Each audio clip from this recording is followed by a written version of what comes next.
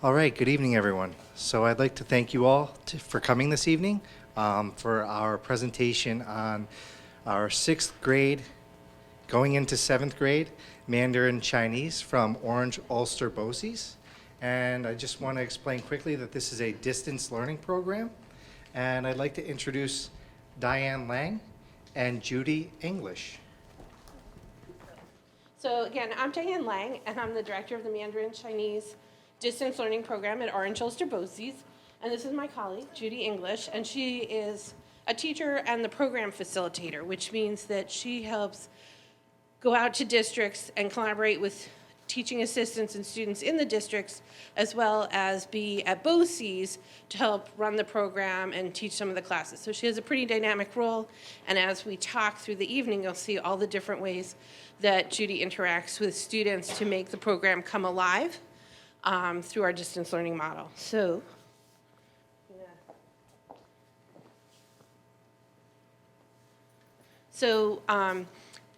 if you aren't familiar with how Bosse's works with districts, we work through something called CoSers, which are shared services. The abbreviation is collaborative services. And anytime 2 or more districts want to do something special that would be hard to do by yourself, Bosse's can come in and help. And so in this case, running a Chinese program is difficult because you need to have staff development for the teachers. You need to get some very unique teaching materials, books. So it works really well as a regional project through the Bosse's. We use Mandarin Chinese is in the e-learning CoSer. We also have Latin in the e-learning CoSer, other languages, French, Arabic. We also run online field trips and distance learning field trips through this CoSer, so it's pretty dynamic. We do cultural exchanges, all different kinds of things. But the biggest program in this CoSer is the Mandarin Chinese program. Okay. All right. So I'm just going to go over a few reasons why you should take Mandarin Chinese, besides the fact that it's super fun and I get to be your teachers. I mean, that should be good enough reasons for you guys to take it, right? But also, China being one of the major world power, we want our students to be the citizens of the world, to learn, 21st century skills, also be able to see the world through the East and West lenses, and also have flexible international worldview. I think that's very important to be well-rounded, right? So in terms of instructional notes, our program is designed to meet all the requirements for New York State for foreign language study. So if you're familiar with New York State language requirements, students take several years of instruction, and you have to study both how the language is written, spoken, read, I'm doing it out of order, reading, writing, speaking, and listening. 4 areas in a foreign language. We do that in Chinese. And as well, we make sure that the students are prepared for all the exams that you need to take in order to get credit for studying at the middle school level, but also at the high school level. So we have a checkpoint A exam, so as students progress, they study 7th grade, 8th grade, and then they take a checkpoint A, and they can get credit for high school study while they're in middle school. Then they go to 9th grade, 10th grade, they take the checkpoint B, which, if you're old like me, it's like the Regents. But now we call it checkpoint B, and they get high school credit for studying a foreign language. And then pretty much all of our Chinese language students continue on in 11th and 12th grade, and then take checkpoint C, which is the highest level you can achieve in a foreign language in high school in the state of New York. And instead of a formal test, we do a panel presentation. So the students pick a topic of their own choosing, so they could do business Chinese, arts and entertainment in Chinese. We had somebody last year who was really interested in panda bears and did a whole panel on panda. We had a student, and you'll see some of her work, who was interested in archaeology and history and did a work on Genghis Khan. And we had another student who did Marco Polo. So the students pick in 12th grade what they want to focus, what they really want to learn, and then they present an oral exam in front of a panel. And we have pictures to show you what that looks like. The other things about on the instructional notes is sometimes parents ask us, will you be teaching traditional Chinese characters or simplified characters? And we're teaching simplified characters because most college programs ask that students use simplified. Sometimes when students are continuing in 11th and 12th grade, they like to learn the traditional, because maybe if they want to be an Asian studies major, they want to know both. And also if they want to be in business or go to Asia, simplified would be what they most encounter. So that's how we deal with the characters. And our program is very experience-oriented, so we really focus on talking with students every day, interacting with students, students interacting with each other in Chinese. So we really focus on developing language skills, interacting with one another, and we do support that with textbooks, but we really see the primary focus as communicative. And so the way you develop communication is by talking and listening and interacting. Okay, so I would just like to point out the staff of the department. We really do have a full staff. Currently, we have 5 Chinese teachers teaching full-time. I'm being one of them, and then we also have Ms. Ding, Dr. Gao, Ms. He, and Ms. Maroney. We have a designated substitute teacher, Mr. Maroney, who just no relation to Mr. Maroney. And we also have a dedicated coach, instructional coach. Her name is Dr. Gomez, and she really teaches us to, work better with the students in a distance learning format. We do have our own administrator, clerical support, Ms. White, and then our own administrator, Dr. Lang. The other thing that's not listed there, but important for you to know if you're thinking about Mandarin Chinese, we brought some library books. And we actually have a library at Orange Ulster Bosse's.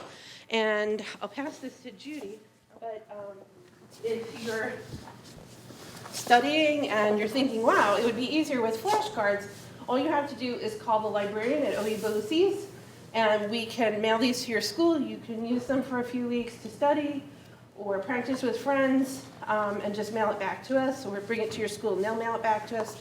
So I'll pass that if you'd like to see what those resources look like.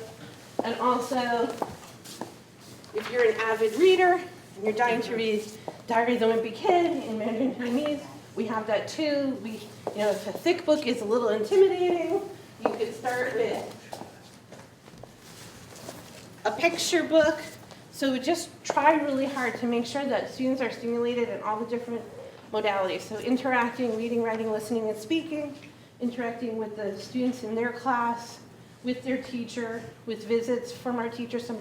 We do have periods throughout the year where we'll come out and visit the students in person, beyond our everyday live interaction with them. And we also have a lot of materials that you can access as a parent just by calling and saying, can you send us a book or two? Students can call, and sometimes teachers just realize, oh, this student really likes nature. We have tons of nature books, travel books, and sometimes the teacher will just say, hey, Joey, I'm going to send you the Panda Bear book. Look for it. Your TA is going to get it to you. So I'll pass these things around, and we have a few more to share with you as well. So a lot of people say to us, how does this work exactly? What does it really look like? So in the next couple of slides, we have pictures so you can see what the distance learning really looks like. It's live, simultaneous, broadcast quality interaction. So what happens at Bosse's is we have classrooms that kind of look like television broadcast rooms. So we have high quality video cameras that can see the teacher, can zoom in on her hands or his hands, can look at their face, we can send a short video, we can write and show you what it's looking like. And on the student side, they also have broadcast video streaming to us. So we'll show you what it looks like in a minute, but basically it's like a live television interaction. And this used to be really hard to explain to people, but now if you think about if you have Skype with the picture, or if you have Apple devices and you know how to do video conferencing, it's like that, but really much more dynamic because you can zoom in, zoom out. We can do up to 4 screens at the same time. So we could show you a book, show you the teacher, and we could see the back of the classroom and the front of the classroom. So it's pretty neat. The kids can hear us, we can hear them. In the beginning, kids kind of try to see if you can hear the quietest voice, and we can. And we can zoom in, right, see right on your desk, which is an ability I didn't have when I was a regular classroom teacher.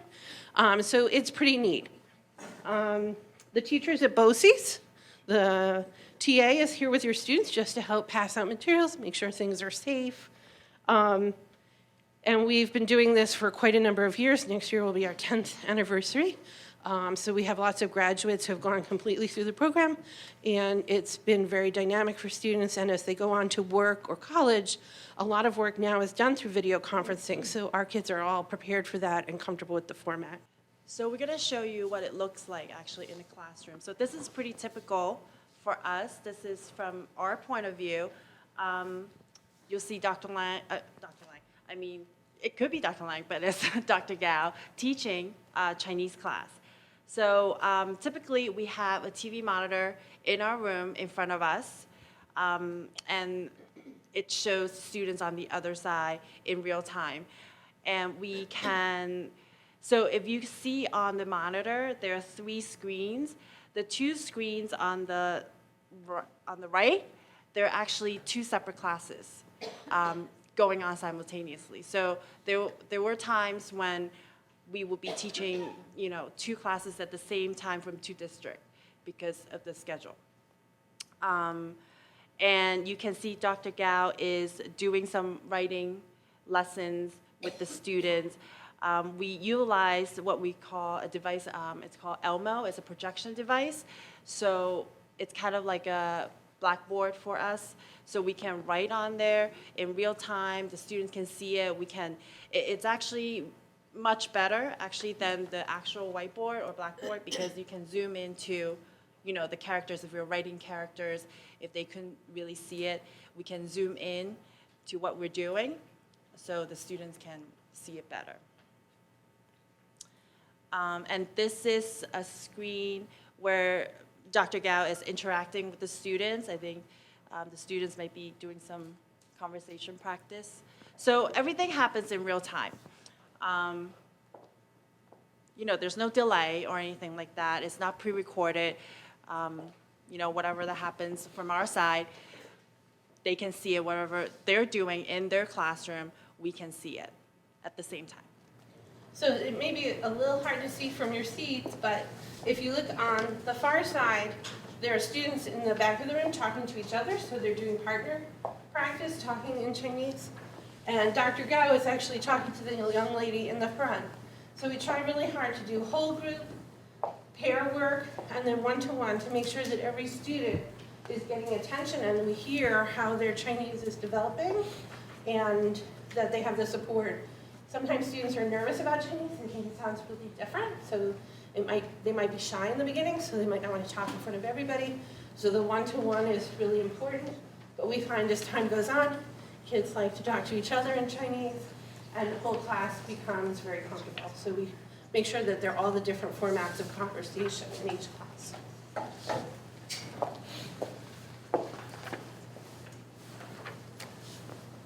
And again, this is Dr. Gao.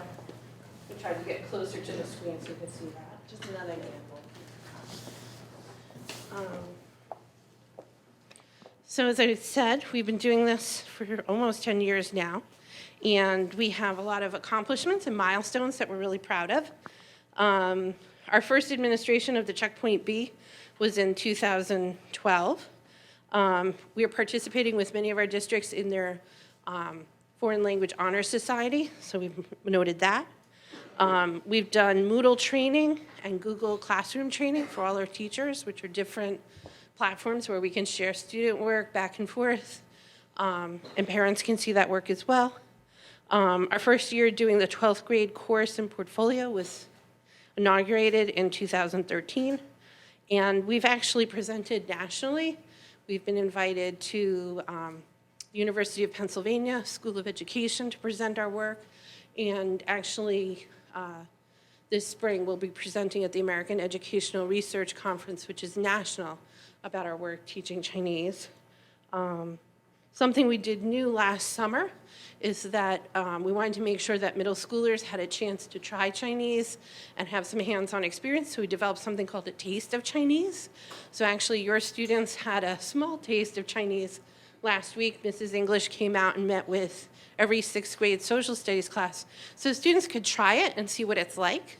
We also do a Taste of Chinese course during the summer for middle school students for about 15 hours if students want to try Chinese, and we think this has really helped us attract more students and build the program and help kids feel comfortable starting 7th grade as students of Chinese. And the other thing that was new this year, every year we try to do something new, is we did Chinese New Year celebrations. So we went out to every school that participates and did Chinese New Year in the school live with the teachers, because we think the distance learning is really powerful in the interaction, but we also think there's nothing like seeing someone in person. So we're trying to build in those opportunities as well.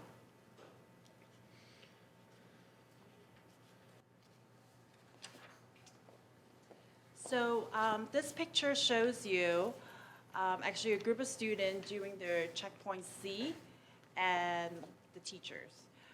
So as Dr. Lang had mentioned before, checkpoint C is actually the most advanced standards that a student can earn in high school. So it's pretty impressive. Not a lot of districts have them because you're not required to take checkpoint C to graduate, but we do that because the students like the challenge, and it's also fun for them to be able to pick a topic that they like to talk about in Chinese, since they've studied Chinese for so many years already. So this is a young lady that was presenting Marco Polo, I believe. Yeah. Yep. And there's me in the middle as one of the panel. Smiling at something, I don't know. So how the panel works is the students understand the requirements of the portfolio, and then the panelists, we bring in all our Chinese department teachers and a guest. So there's one new Chinese speaker. And the students present their work, and then at the end, you can ask any related question. So it's very similar to the European high school oral exams, and students have a lot of opportunity to practice and have found it really helpful when they write back to us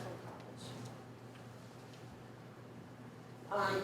In our 2016 class of graduates, those students had finished 6 years of Chinese. They had taken checkpoints A, B, and C, and they all earned 12 credits for college in Chinese. That's 4 Chinese courses, so they were able to finish Chinese 101, 102, 201, and 202. So it's a nice piece to take forward with you to college. Some other things that we haven't talked about yet is we have a technologist, Jacqueline Elfson, assigned to the program, and she's responsible for helping to make sure that we use the latest computer technology, reading technology with the students. So she helped us become Google certified, set up our Google Classrooms. So there's staff development going on with our staff, Dr. Gao. This is our library of Chinese books and study materials. These young ladies were learning to write in Chinese, and we think it's really important for students to use different kinds of paper. So write really big, just like when you're learning to write in English in kindergarten. Sometimes you write really big on the playground with chalk. Sometimes you paint words. Sometimes you glue the words together. We start that way with Chinese too. So these are cardboard boxes that we're using to paint the characters really big. And then as time goes on, you can write on different media and different paper. And also, we believe that language and learning culture should be physical and active. And I'm not just recommending something to you that I wouldn't do for my own children. So that's my son, Alexander, who is studying Chinese. And that's part of the ribbon dance experience we do. And we have lots of other hands-on, very physical activities so that they learn culture and language together so they can enact it in all moments.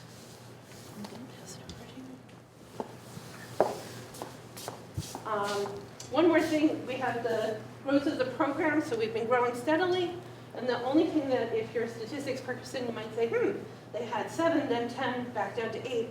We experimented that year with having a 1/4 sixth grade course and a half year seventh grade course. And while we thought it was interesting, it was very hard to build into students' schedules. So we have all the lessons and materials, but we're not doing those mini courses. We're doing the Taste of Chinese instead. So either a week in the summer or coming out to school districts for a full day and meeting every child. So we asked some of our existing student, current student now, what do they think about Chinese class? These are some of the students that have been taking Chinese for, I believe, 3 years so far, 3 years. So I promise I did not pay them to say good things about our program. It's just, they really enjoy it. So Zachary says that learning Chinese has been really fun and challenging. He got a lot out of it. I think his dad actually does a lot of business in China. So, that really perked his interest. Paige really liked to write. She really enjoys writing Chinese characters because she's actually an artist. So that, really relate to her. And Kayleen really thinks the Chinese language is very unique. I've taught her I've taught her in, I think she was like 7th grade, so she was like first year taking Chinese, and she really enjoys speaking Chinese to her friends in the community, because she actually has a few friends who were adopted from China, so they don't speak English very well, but they dance together. So since she's been taking Chinese, she was able to kind of talk to them in their native language, which is very cool. And she likes to eat Chinese food too, so she orders her food in Chinese, she says.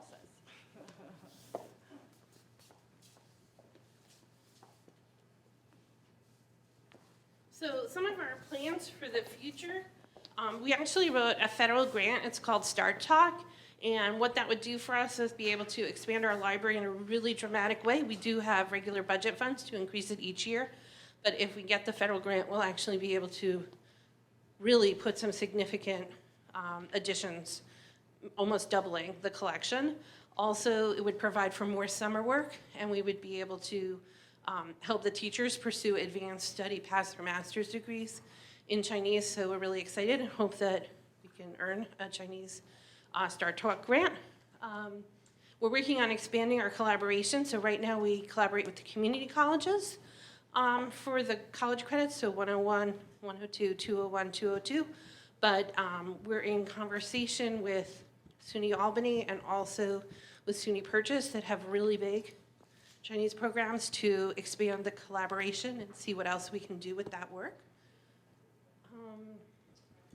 We just really think it's important to connect with students and families more, and so each time we meet together as a department, we think about how can we build those collaborations to make Chinese come alive for students and make it exciting for them. And just to walk you through some of the pictures, that's Mrs. Maroney in the red shirt, and she's actually a professional artist. We brought one of her books. She wrote a book. She actually has 2 books now. So we're using this in our program and also in our library, so I'll pass it to Judy to pass around. We do staff development, so if you're familiar with New York State regulations, all teachers need to have a certain amount of professional development each year. So part of what's an advantage of being a Chinese department or program is we can provide all our own staff development at OUBOCES. So that's Mrs. Elvison, our technology integration specialist, working with the Chinese teachers. And we really believe that arts are really important, so we do drawing, and we build letters, and we do all kinds of things to bring the arts into the instruction. So that actually was drawn by a young person in our program. Sure. So these are pictures from one of the events that we did this year. It's one of the parents' night that we did. So we invited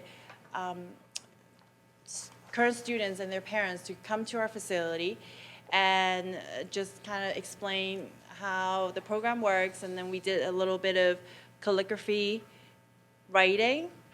I think we also did like a small mini Chinese lesson.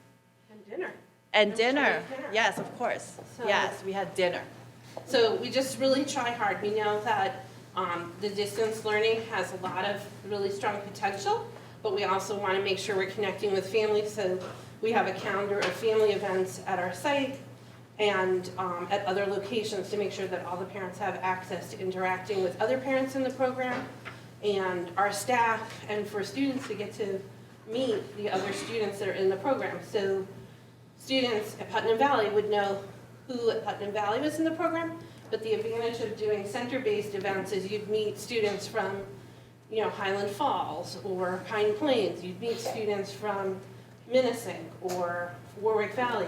So students in our area or the larger area who are also studying Chinese. So we feel like it's building a big community of students who are learning Chinese, and they can connect with each other sort of as friends, but also as an intellectual community learning a new language. So I think we're ready for the lights.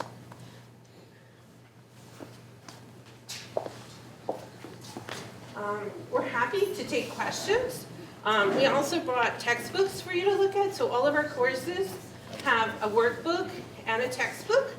But we also think it's really important for teachers to design activities so that we really see the workbook and the textbook as a support, but the teachers are really designing the curriculum, the interaction, the materials. So we start with the Chinese for Youth series, and then over time we move into the integrated Chinese series. So we'll pass that. Do you want to?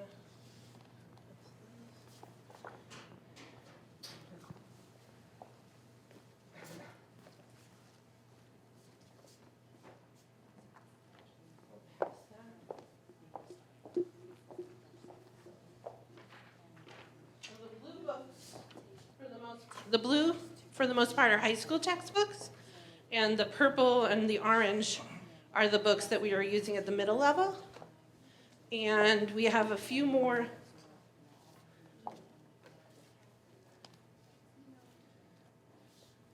books to pass around, again, library pieces. So we hope that we've painted a picture, but we'd love to answer your questions or any concerns you have. This is just as far as classroom setting.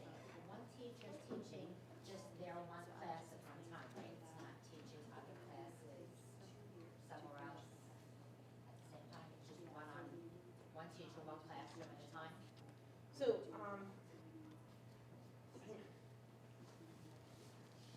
So how it works is we honor the district's bell schedule. So whatever your schedule is, we honor that.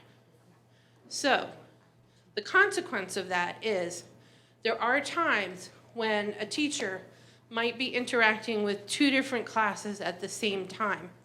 However, we work really hard with that to make sure that if there's an overlap, it's going to be two 7th grade classes, and we use that to our advantage. So let's say, for example, if there was an overlap for Putnam Valley, they might have their class, and in the last 5 minutes, there might be an overlap, say, with Warwick, 7th grade. So they would actually be able to see the teacher and the other kids, and you can actually talk from your class to the kids in Warwick.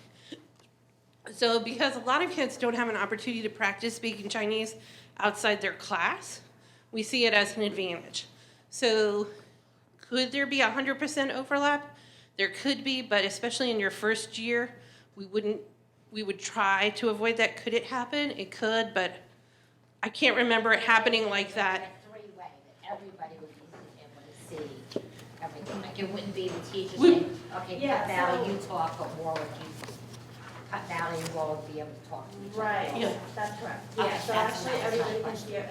Okay. I've taught those type of classes before, and Okay. in fact, students really enjoy it because they get to know the students from the other school, they become friends. I was just trying to figure out, wrap my head around it. Yeah, so it's like everyone can see everybody.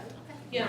So we try to avoid it in 7th grade because that's most students' first shot at Chinese, but from time to time there are short overlaps in 7th grade.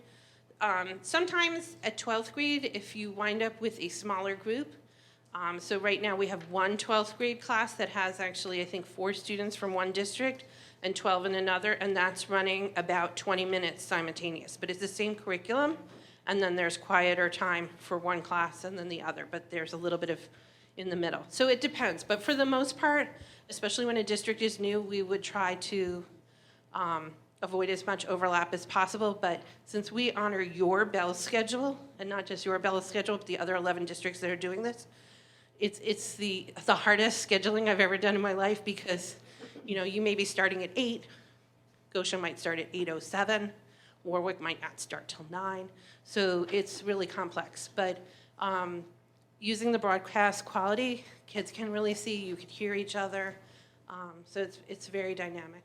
Just another quick question. Is Cut Valley the only one right in this area who's doing this? So right now, we're collaborating with Pine Plains, which is not right here, but on this side of the river. I'm trying to think of anybody else on this side of the river right now. Oh, and Brewster. They've been doing Chinese for a long time. And originally, they had a teacher, but it's very difficult to have a teacher. It's almost impossible to find a certified teacher of Chinese to start the program. So they moved into this program, which has been very effective. And in fact, years ago, I went to China, and then Brewster followed suit, and they actually picked up on having a teacher. But as I said, it was very difficult you can't really find a teacher.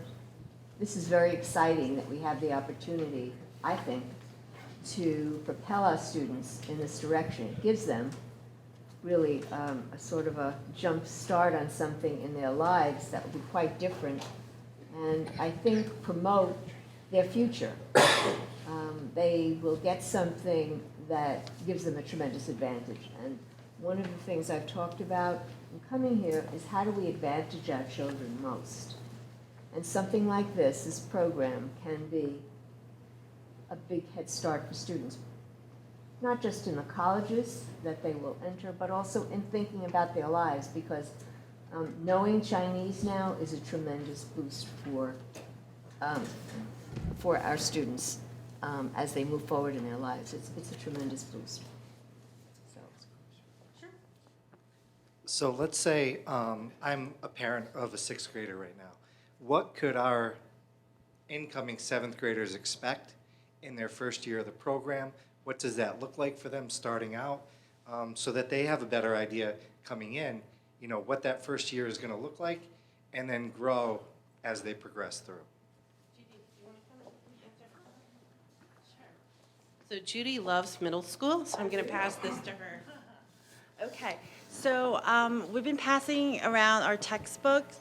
If you've seen the orange textbook, that's actually the textbook that they will be using first year and second year.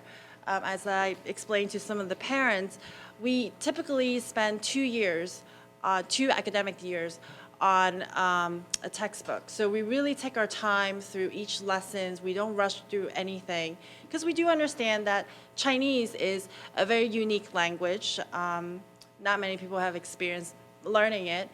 So we don't want to rush through anything.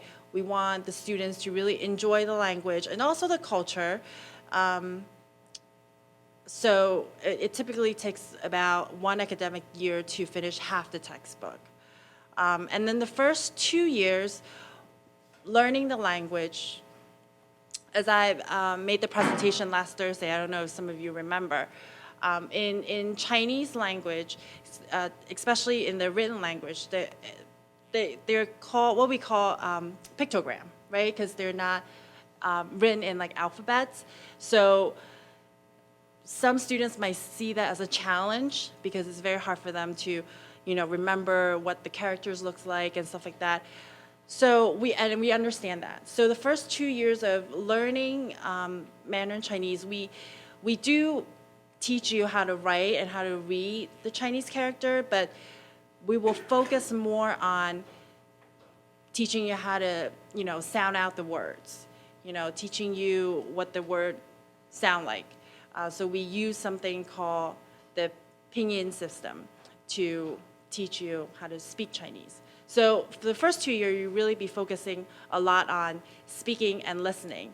And you'll be learning how to read and write also, but just not as a primary goal, basically.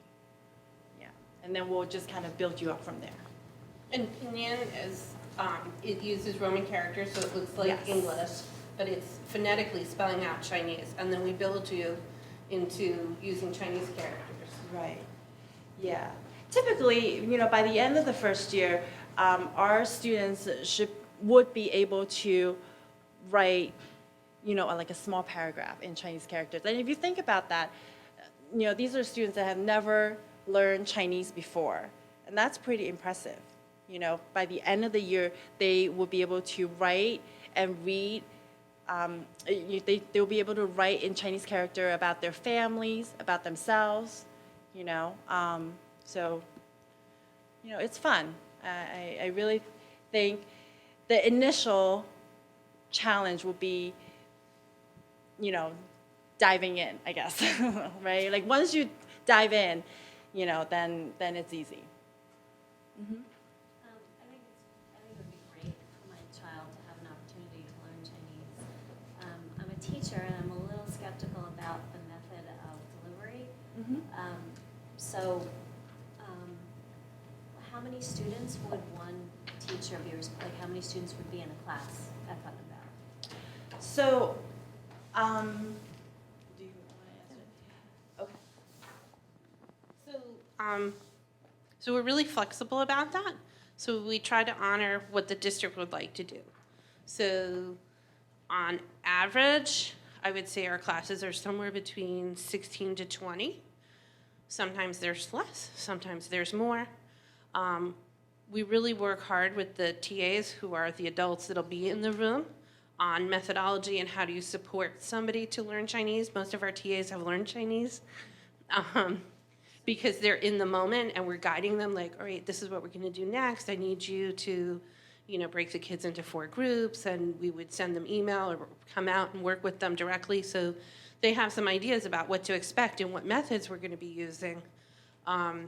Our team is really veteran and has been teaching in this style and live for many years, so they've really crafted a repertoire that makes sense in distance learning with the live interaction. So we've been pretty successful. We actually have a different, more school board kind of presentation we do sometimes where we show our scores on the checkpoint A and B compared to other languages in the Hudson Valley, and we're highly competitive. We're really committed to this. Maybe I can help Sure. a little bit. We're not looking at large classes for this. One of the motivators for looking at another language was that we've been having very large numbers in our Spanish classes. And we know that we wanted to lower those numbers, and it gave us an opportunity to think differently about what would that mean. Just more of the same, or trying something that would give people who wanted another option that kind of a choice. We're certainly not looking at large classes for this. What has been said is what we are looking at. And the TAs are trained by you? Are they your TAs or are they? No, they're our TAs, Oh, okay. and they are given instruction from Orange Ulster, but we provide the TA for the program. Yeah, typically we communicate with our TA every day, or Monday to Friday. We don't talk to them on the weekends. But we would email them all the homework assignments or class notes ahead of time, so they will be ready for distribution at the beginning of the class. We'll, if we have any special project, we will mail all the materials that needs for the project to the TA for distribution. I would say, honestly, the TA is there to support us, so we really rely on them for the support and making sure if the students need to work in groups, the TA is getting them into groups and stuff like that. But all the instructions are live. It will be as if like we're in front of the student. So does that answer your question? Yeah, no, I mean, I also just think of like 12-year-olds.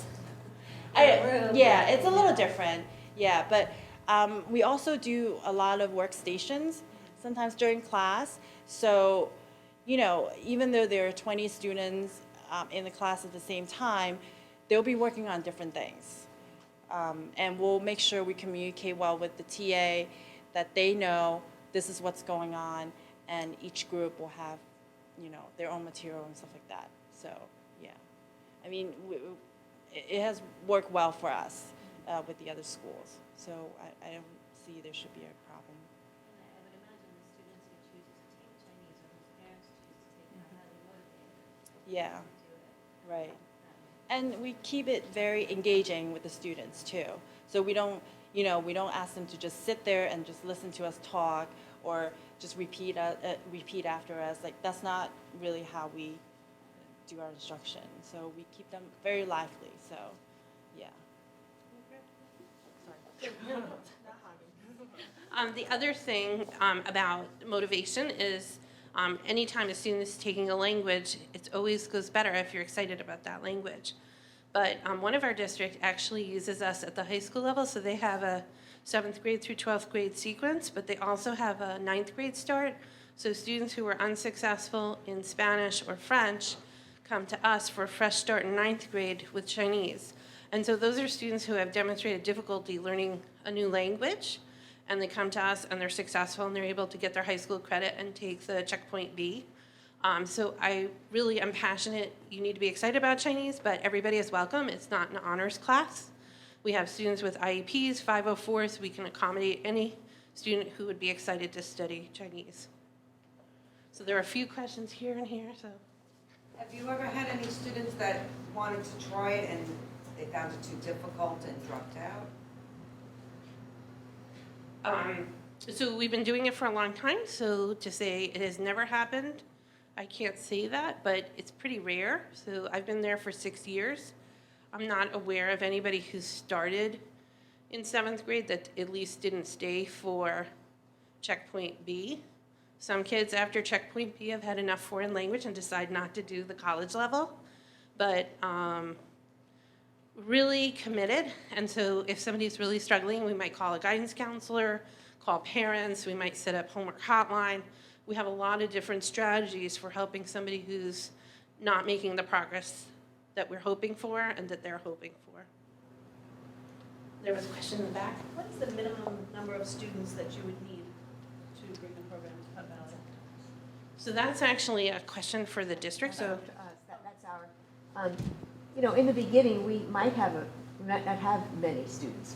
We would have to look at the number and see whether it was fiscally responsible. But because it's a CoSer program, it's very budget friendly for us. We get aid on the program. So we could run a program with 8 to 10 or 12 students to start, if that was the way it was. Because we know things take time to build. We started our science research, we are committed to it. I'd love to see 16 to 18 students to start it, but, I'd like to give our students a chance to really fly in a little different direction, if that's what they would like to do, because I think it's something like an investment that I think is important in their future. sure. Is this program very homework intensive? I'll turn it to Judy as one of the teachers. Your children will get homework, obviously, because, you have to have reinforcement at home, but we don't give out a lot of homework. Usually homework, if you really sit down and do it, I would say 15, 20 minutes, you'll be able to finish. We focus a lot of work during class. And work, I mean, a lot of speaking practice, because we understand that outside of classroom, there may not be a lot of chances for the students to practice speaking Chinese. But in terms of written homework, they will get homework every night, and on the weekends. And if you think about Most that, of the that's weekends. part of building language. So if you took French or Japanese or Spanish, especially in the beginning, building new words, starting with 5 words and then having 7, and then 9, and then 12. That's how language begins. And if you think about when you learned your first language as a young child, first you had 1 word, and then you had 3, and then you had 7, and then you had 15. And that's how learning language is. So we do have kids practice words or small activities, not time consuming, but we think the repetition really helps. I had a question about the sequence. I'm seeing through Chinese 5, but 7th and 8th grade are these first 2 classes, grade 7 and high school introductory Mandarin, and then freshman year would typically be Chinese 1. It becomes just 3. Yeah. So the sequence is usually, well, it depends on what the district decides to do. So there are a couple different ways to structure it. So the most typical way would be to start with Chinese 7 in 7th grade. So a lot of districts go from Chinese 7 to Chinese 1 in 8th grade. Because if you pass the checkpoint A at the end of 8th grade, you can get high school credit for something you've done in middle school, and that creates room for you to take other things in high school. Right, and that's my question, so that you could, if that would depend on what the district wanted to do, you could get your 3 years by sophomore year. Yes. Correct. And that's most typical. Yes. Most typical. There are a couple different ways different districts do it, but that's what we suggest to people. Some districts have other histories and do it slightly different. And Mandarin 3 the 3rd year, which would be the checkpoint B, which would be junior year or sophomore year. So it would be most typically Chinese 7, then Chinese 1 in 8th grade, then checkpoint A, then 9th grade would be 2, 2, and sophomore year. and then sophomore year 3, and take checkpoint B, which is like the old Regents, we went to high school in New York, and that gives you junior and senior year to take college level if you so choose. And the important thing about college level that we should put out there is some kids take the college level for the sake of it. So it says on their transcript, you know, university level Chinese, but they don't actually sign up for the credits, which for some kids feels more comfortable, more nurturing environment. And so they don't have college credits, but they've taken the whole course. And some kids take the whole course and then sign up for the college credits and get the credits. It's completely up to the student and the family, and kids make different decisions based on what they want to do in the future and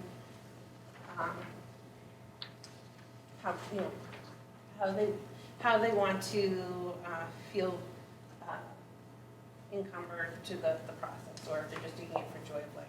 Do you think there are 11 districts doing this next year? About that? About that. There's one more district in this part of the Hudson Valley that might be joining us. So if you join us, there's one other district that would be coming on with 7th graders as well. So out of all those districts, how many are doing that sequence that you recommend as opposed to this high school introductory Mandarin Chinese 1? Most of them are doing Chinese 7, You're doing the sequence then you talked doing about. Chinese 1 and moving into the college level. Because we think in terms of moving forward and feeling like you can use your Chinese if you go to the military or you go right to work or you go to university, going out, being able to say, I completed 12 credits of college level Chinese has been a huge confidence boost for kids and a real skill boost for students, whether they go on to university, the military, or straight into business. And we've had kids do all 3.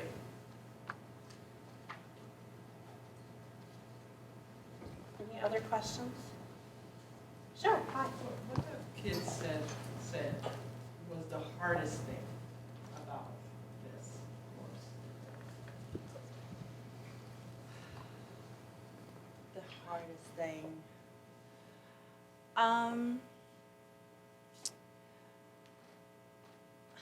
don't know. That's really hard to say because, like I said, you know, most of the students that I find, once they have started the class, you know, they've gone with the program, you know, they actually don't find it hard because Chinese language in itself is actually not that different from English if you're really learning it like academically, because and Chinese language is very fluid, so there's not a lot of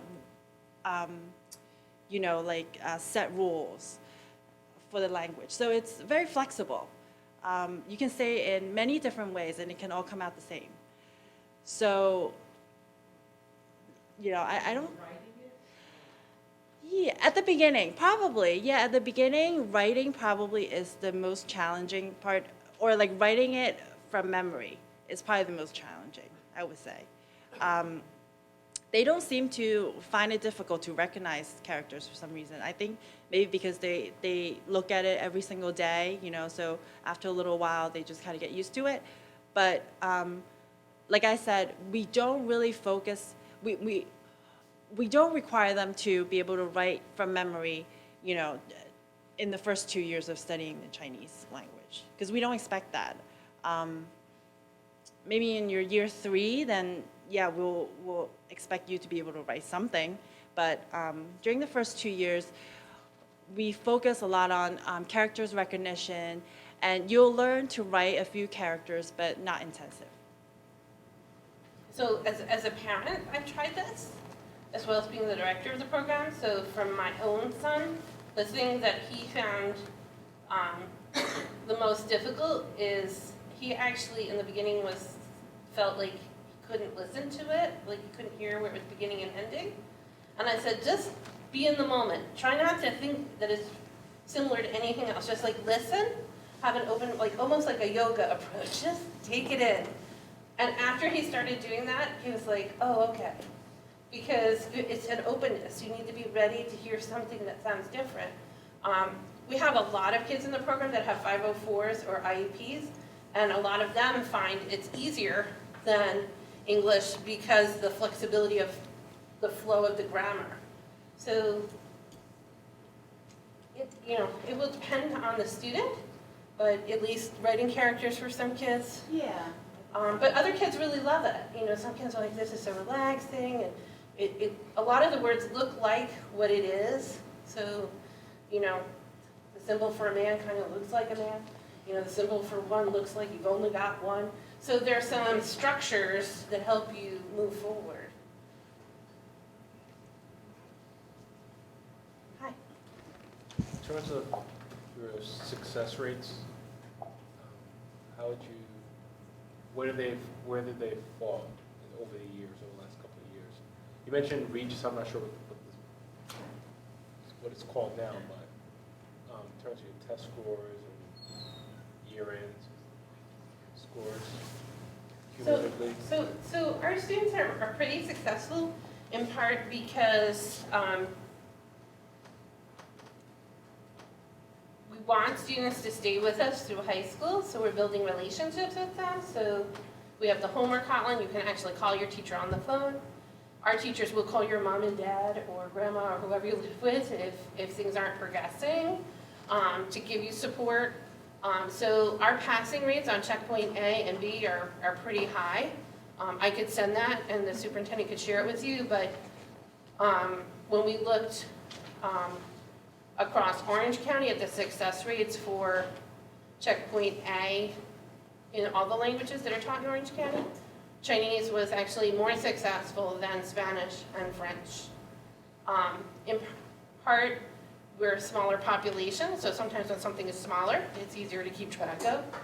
So I know there's a little bit of an effect there, but our students have been really successful, and I honestly can't think of kids that have dropped out without finishing to checkpoint B, which is what the Regents is now called, or the similar kind of exam. So our success rate is pretty high. In part because we're really a small team, we're really dedicated to this. We'll do whatever it takes. If a child wants to learn Chinese, we're your people. We'll make sure it happens. Whatever the situation is. We've met with special ed committees, we've met with guidance counselors, we've done telephone conferences, we've done Skype, we'll stand on our heads, we'll do whatever it takes. Because we really think that it would be so awesome if Chinese could take off as a widely offered second language or new language here in the Hudson Valley, so we're just really committed to the project. So our kids are really successful. And we really open the communication with parents. We stay in touch with the parents. You can always call us or email us if you have any questions or concerns with your child's progress.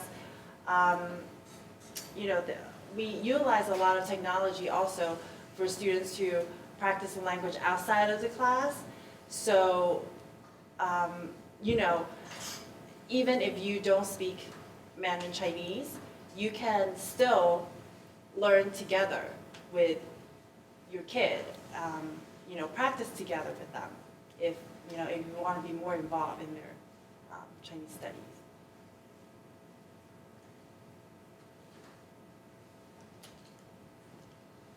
Are there any questions from the students that are here?